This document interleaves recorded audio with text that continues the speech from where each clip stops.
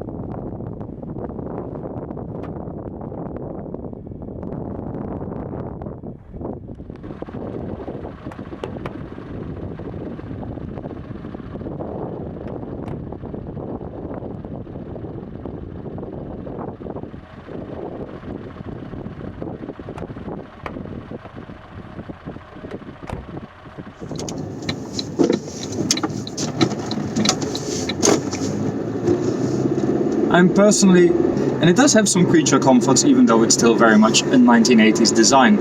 It for instance has electric mirrors. This is a 205 of the Generation series. It's like electric windows. Fun fact, on this car someone put the switch in the wrong way around. So if I want to turn the left window down, or actually move the left window. This 205 is one of the Generation series, which I think is the last series Peugeot did. And it has some... it's very French though, so it has this sort of... This 205 has a 5-speed gearbox, which is very nice and light to use. It just has a bit of a... Speaking of wonky, this car is full of wonky. It drives and rides perfectly. Back in 1998, when you just had a radio and a cassette player, that was fine. But try and go through your music library on your USB stick on a radio like this. And so I try to do that as little as possible. But try to go through your library on your USB stick on a radio like this. It's actually quite distracting. So